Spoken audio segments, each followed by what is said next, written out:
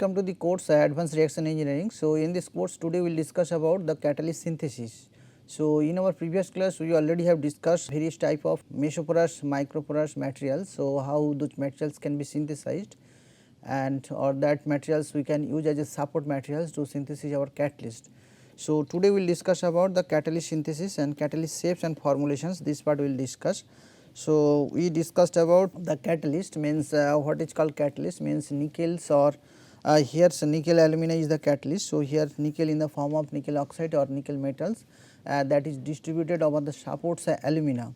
So, this is our catalyst. So, this catalyst we can synthesize means various methods that already you have discussed. So, that also means precipitation method, co-precipitation method is there, incipient wetness impregnations method, wet impregnations method, sol-gel method, or you can say it is citrate sol-gel methods or templating method.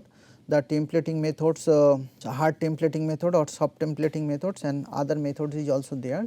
So, one by one each methods we will discuss. So, here first if we talk about the precipitation method. So, that is basically used for bulk catalyst or supported catalyst also you can say. So, here to means first we have to take one precursors that may be if you want to prepare nickel catalyst or iron catalyst. So, depending upon that, so one particular metal precursors or nitrate salts we can take here and then we can mix up in a beaker. So, make a solutions at a particular concentration, then we can use means basic salt. So, that may be precipitating agents. So, these are the things we can use means drop wise.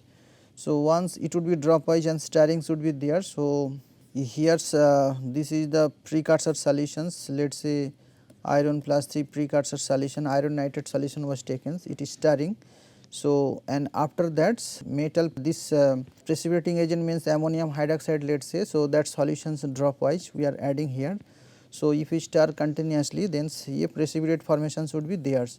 So, precipitate formation should be there means irons that may be in the form of iron hydroxides formation should be there, and CP filters drying and calcinations then it would be forms metal oxides means after calcination. So, calcination may be let us say we are doing 500 degree centigrade 4 hours. So, we are keeping in presence of air.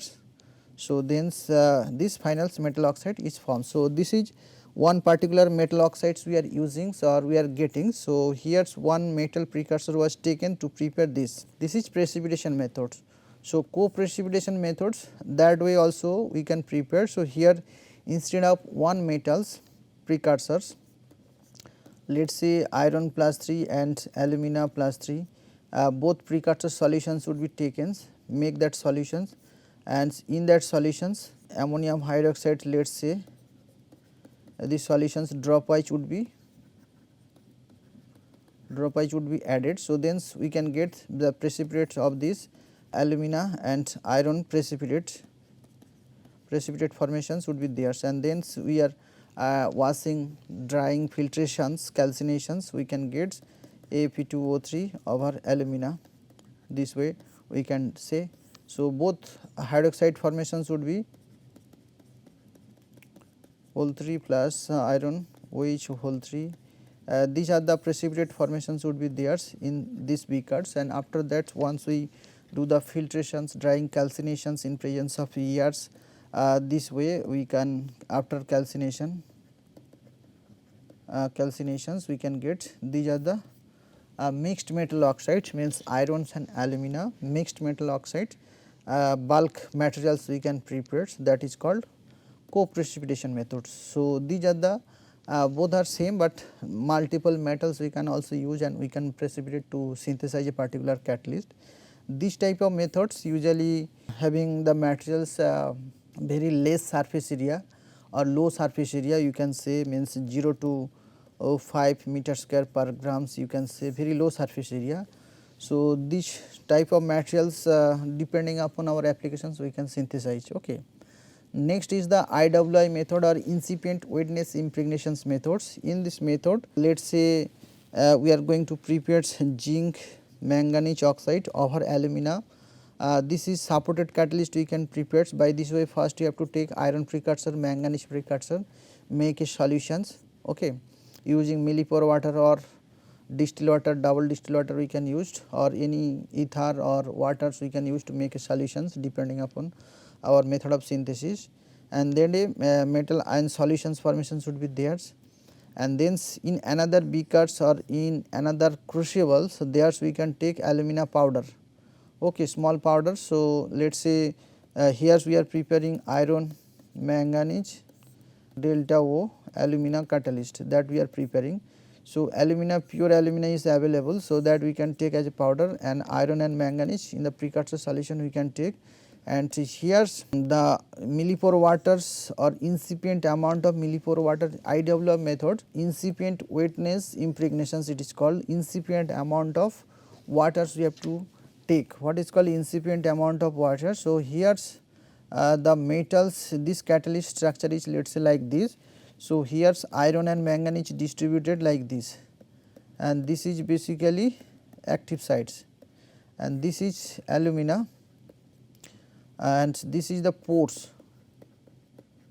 So, incipient amounts means the amount of pore is available in this catalyst. This is the micropores, mesopores we can say.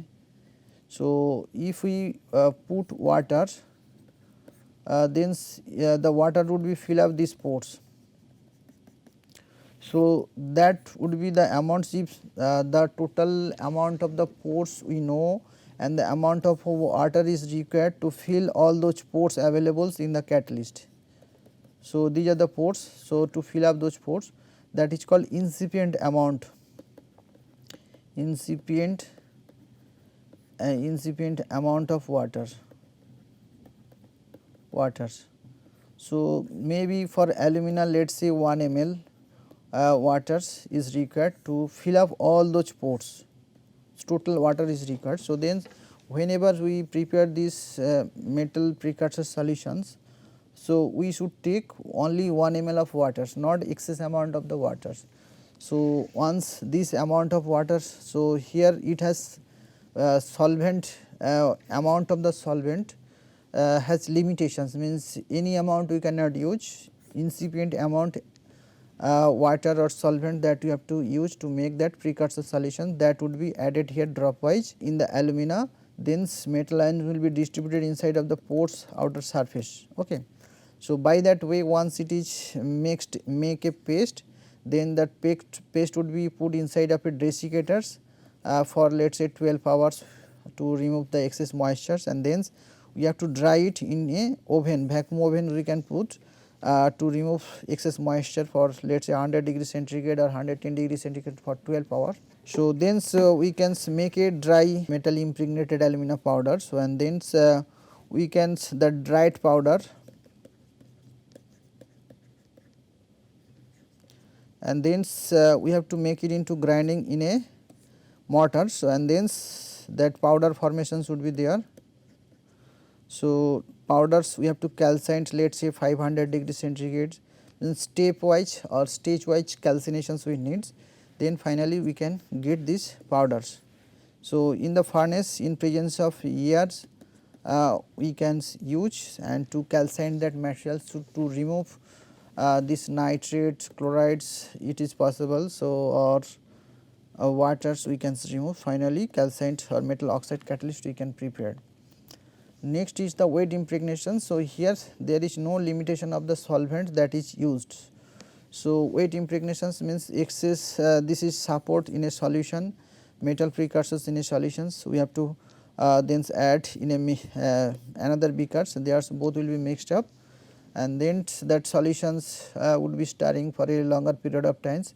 Then after that we can means filter that, or we can take out or remove that solvent from that metals support would be remain over there, and then we can after that filtrations, and then drying, and then calcinations. So, finally, we can get metal oxide catalyst. Okay. Metal oxide catalyst, that way we can get. So, this way we can prepare our catalyst by synthesizing wet impregnations methods. Okay. So, both the method IWI and WI method both are same, but here excess solvents we can use and theirs has solvent limitations is there, incipient amount of waters we have to use. So, next is the citrate sol-gel method or sol-gel methods. In this way we can prepare these are the catalysts. So, here let us say this catalyst you want to prepare by using sol-gel method.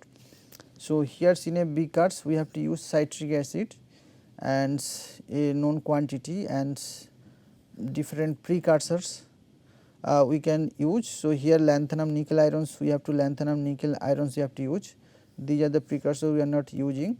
So, these 3 precursors with citric acid we have to make a we have to start at 350 rpm for at 343 kelvins for let us say 2-3 hours. So, we have to stirring here. So, stirring once it is stirring for that time. So, then it would become a gel and then once it is formations of the gel. So, after that so another means we have to use here or we have to add in that gel silica SiO2. So, then we have to make a homogeneous mixtures, we have to stirring it properly and then that mixtures we have to placed inside of a desiccators and then we have to put in a oven vacuum ovens for overnight or 12 hours at 393 kelvins to remove the excess moistures, and after that we will grind that into powders and then we have to calcine in presence of air let us say 1073 kelvins for 3 hours. So, then we can get this final catalyst, this is the sol-gel methods. Okay. So, here means solutions converted into the gels and then following by calcinations we can get this type of catalyst. Okay. So, here lanthanum is fixed, irons and nickel are different, ratio changes. So, depending upon that, so different ratio by changing iron nickel ratio we can prepare. These are the series of catalyst we can prepare and out of that we can check which particular catalyst is better for that particular reactions we are going to use this catalyst. Okay. So, next soft templating method is there. So, bulk catalyst preparations.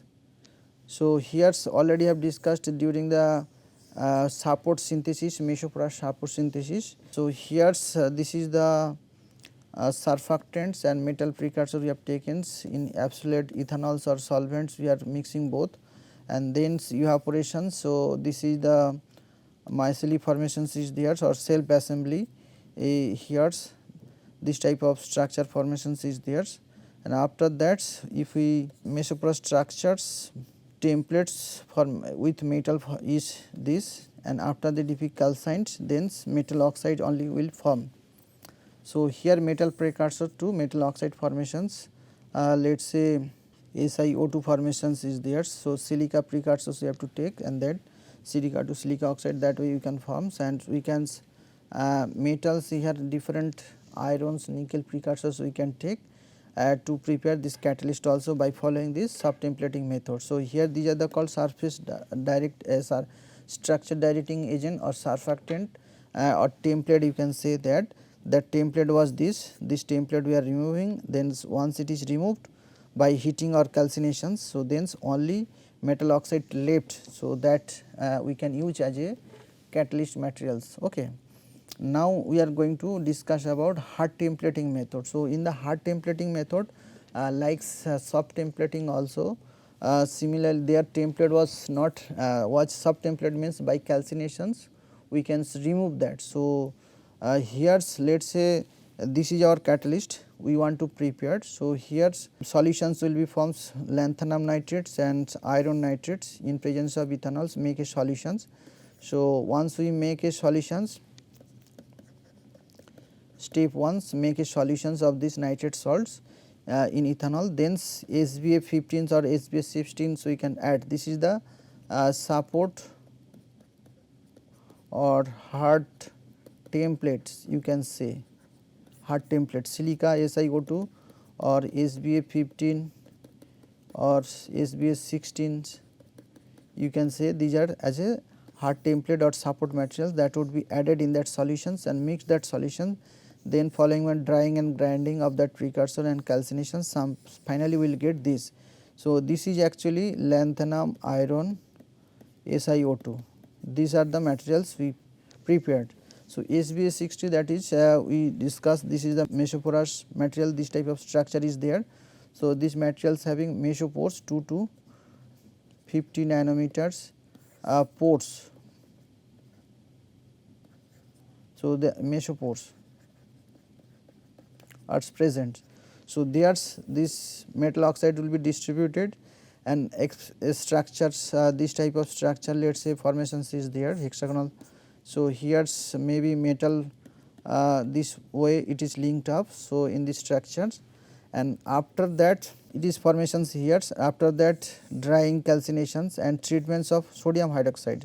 So, acid base treatments we have to do. So, once we do the base treatment, so then this silica we can remove.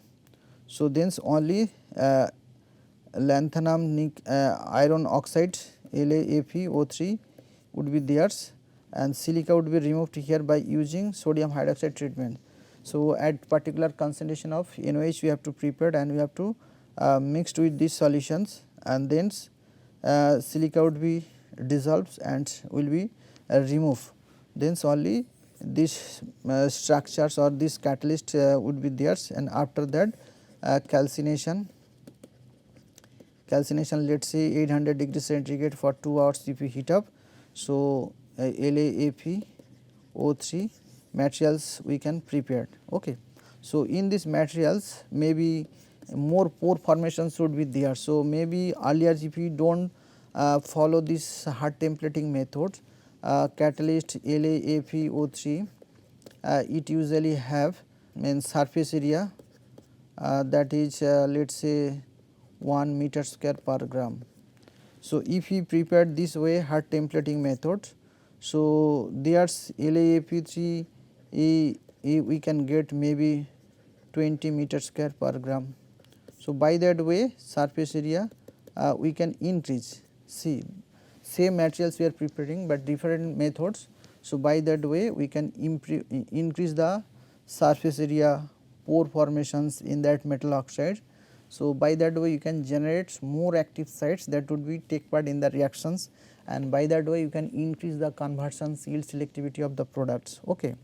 So, here you can see that one example is taken. So, here iron oxide was prepared Fe2O3. So, by Soluble method, soft templating method, precipitation method, supported method, hard templating method, and so this is IWI method. So, here XRD plot is given. So, here you can see the same materials, all these are iron oxides. So, iron oxide was there. So, here in the Soluble method, so here's crystallite size is 58 nanometers iron oxide. So, when it was prepared by soft template method, its crystallite size is 41 nanometer. When it was prepared soft templating method, precipitation method. Okay, so it is not orderly.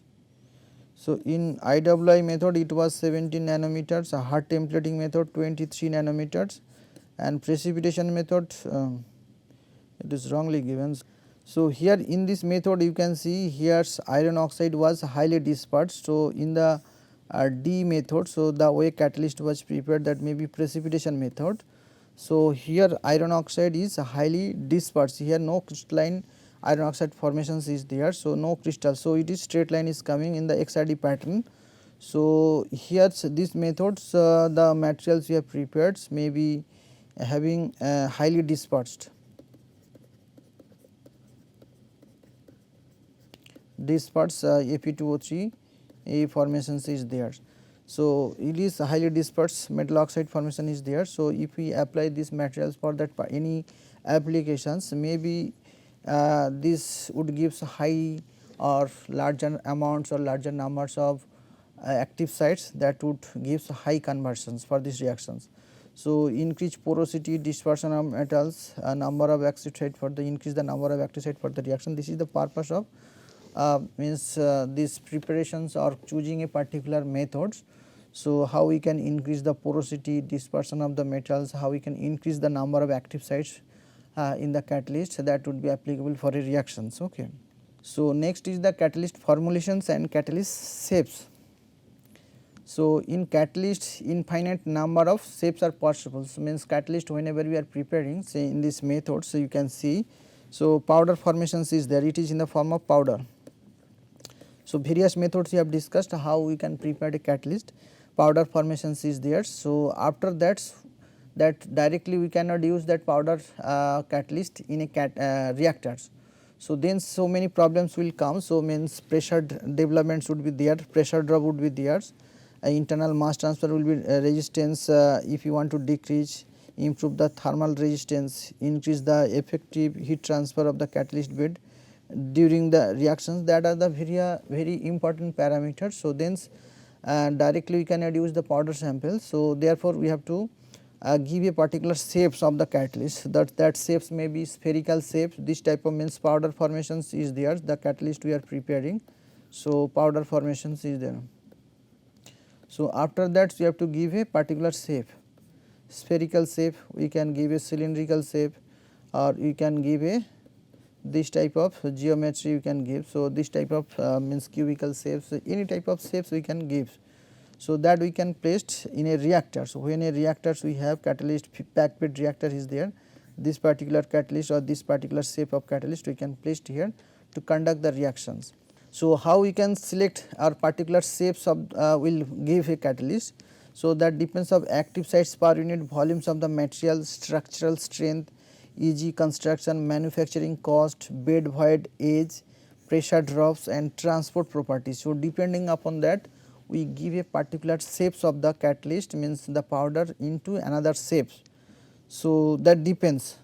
So, these are the various shapes we can give. So, and once we give that particular shape of the catalyst, then following things we have to consider: small reactor volume, a high surface area per unit volumes, and reduce the pressure drop. So, these are the things you have to keep in mind when you are going to give a particular shapes of the catalyst. So, most commonly techniques that used to give a shapes of the catalyst, that are tabulating formations. So, you can see this type of means tablet formations is there, spherical tablets. So, these are the, or spray dyeing method is there, granulations method, extrusion methods is there. So, this way a different type of shapes we can give a particular powder samples into different form of shape. Okay. So, here's a tabulating process, or means giving a catalyst shape. So, catalyst loaded polyethylene powder. So, here catalyst in the powder form. So, here's polyethylene powder is there, that would be sintered at particular temperature, it would forms like this. Then catalyst would be mixed up with this polyethylene powder, and then we can get this type of materials, and after that filtrations, and if we make or give a particular shape by using a palletizers, this type of pallet formations is there. So, here's it by this way we can make another catalyst synthesis, by that is also by tablet formations, or this type of shapes we can give. So, from we can start with the raw materials, and by following various steps to synthesis the catalyst, and after that continuous blendings, and this is a palletizer. So, you can palletizer. So, there you can give a particular dimensions of that shapes, means this dimensions, thickness. So, depending upon that different size we can prepare. So, the die is there. So, with that die that materials will be placed, powder materials, and then we can get a particular shapes. Spray dyeing methods is also there. So, in this method, so precursors or catalyst solutions we can take, means catalyst in the form of solutions, or maybe in that form of particles, and another solutions we can take, and that would be passed through here's, and here's another compressed air is also there, both would be connected, and through these nozzles it would be spread, and here's inside some temperatures would be maintained. So, by that way it is forms spherical shape of particles, and then after that drying and separations, the finally we can get by that way you can get a particular shapes, also drying would be there. So, by that way you can synthesize the catalyst. Another method is a granulations methods, or we can give this is our let us say catalyst. So, here we can mixed up with this nitrate salts or aluminum hydroxide powder. So, here after that we make these solutions, and then we can use this type of solvents we can use. There's you can put it this mixed up, this means whatever this catalyst and nitrate salt mixture was, that drop wise another solvent octant 25% ammonia solution is there, we can placed, and then if we want to give a spherical shape. So, here granular is there. So, there's at a particular RPMs we can rotate and we can get a particular shapes.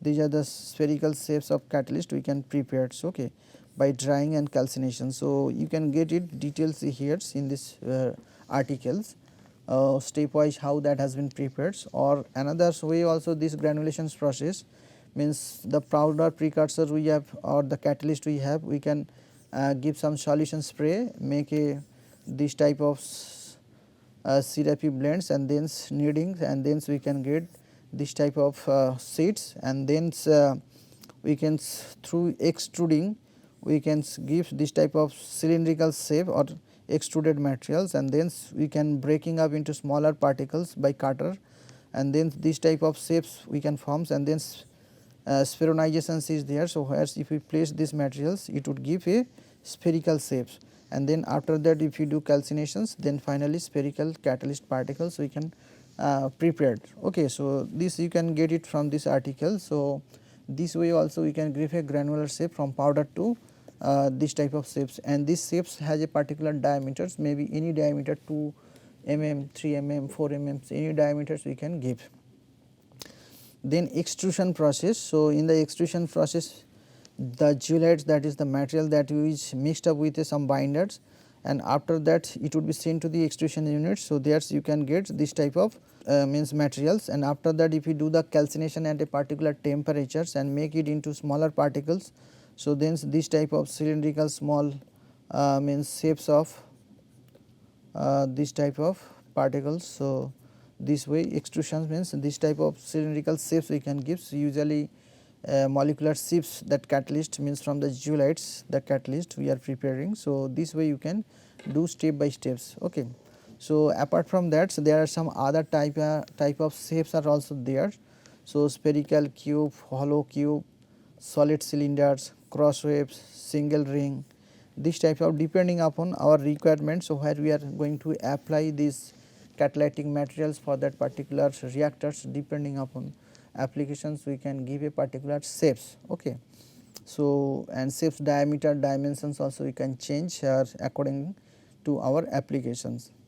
So, thank you. So, today is up to this. So, next day we will discuss about characterizations, means we discussed about the reactors, we discussed about catalyst synthesis by considering various methods. So, next day once we have prepared catalyst, so we can following a particular method, a number of means 2, 10, 20 catalyst we can prepare by same compositions, but which ones we choose for a particular reactions, that the best catalyst we have to choose. For that we have to means some criteria or selection criteria, means properties of the materials we have to know, means based on that we can select. So, that means called characterization, catalyst or material characterizations by various techniques are there, that we will discuss in our next lectures. Okay. Thank you. So, today is up to this.